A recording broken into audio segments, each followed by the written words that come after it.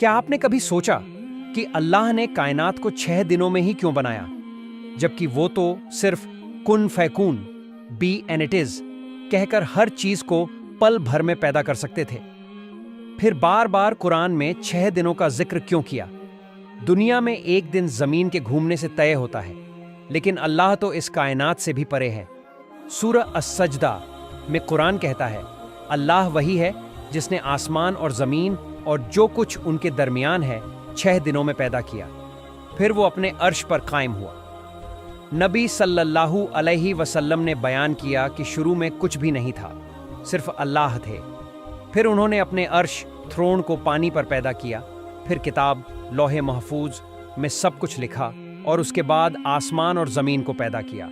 اس سے پتہ چلتا ہے کہ یہ 6 دن زمین کے دن نہیں بلکہ عرش کے دن ہیں۔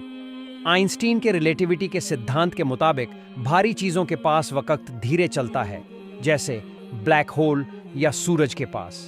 اب سوچئے، اللہ کا عرش جو 7ویں آسمان سے بھی پرے ہے اور جسے طاقتور فرشتے اٹھائے ہوئے ہیں، وہاں وقت کی رفتار زمین سے کتنی الگ ہوگی؟ اب اسے سائنس سے ملاتے ہیں۔ کائنات کی عمر سائنس کے مطابق 13.8 ارب سال ہے۔ اگر یہ 6 عرش کے دن ہیں تو ایک عرش کا دن لگ بھگ 2.3 ارب سال ہوگا، اور قرآن میں زمین کے لیے کہا گیا کہ وہ 2 دنوں میں پیدا ہوئی، یعنی 2.3 ارب x 2 برابر 4.6 ارب سال۔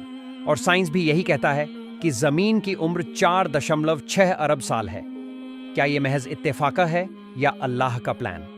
اب سوچئے، نبی صلی اللہ علیہ وسلم نے فرمایا، میں کیسے اطمینان کروں جب اسرافیل نے سور پھونکنے کے لیے اپنے ہونٹوں تک لے آیا ہے اور بس حکم کا انتظار کر رہا ہے؟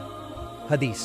یہ بات 1447 سال پہلے کہی گئی تھی، مگر اگر وہ عرش کا وقت تھا تو اللہ کے حساب سے یہ تو ابھی کے کچھ لمحات ہی ہوں گے۔ کیا 6 دنوں کی یہ کہانی ہمیں بتا رہی ہے کہ 7واں دن قیامت کا دن ہو سکتا ہے؟ کیا ہم اللہ کے وقت کے آخری کنارے پر کھڑے ہیں؟